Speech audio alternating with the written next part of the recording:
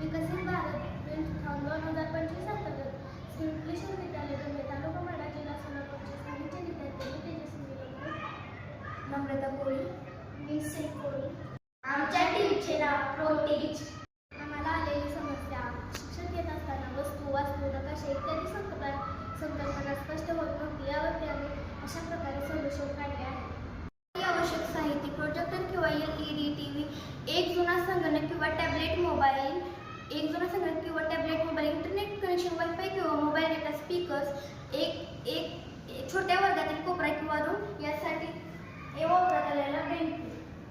शाळेच्या एका कोपऱ्यात डिजिटल कोपरा तयार करा. मोफत शालेय ॲप्स डाउनलोड करा. उदाहरणार्थ स्वयं दीक्षा, YouTube लर्निंग ॲप्स इत्यादी डाउनलोड करा. आठवड्यातून एकदा तरी डिजिटल डे साजरी करा. आम्ही डिजिटल शाळा लर्निंग ॲपद्वारा विद्यार्थ्यांना डिजिटल शिक्षण देतो. त्यामध्ये आम्ही अशा प्रकारे व्हिडिओ येतात, त्यावरून विद्यार्थ्यांना शिकवण्यास सोपे जाते.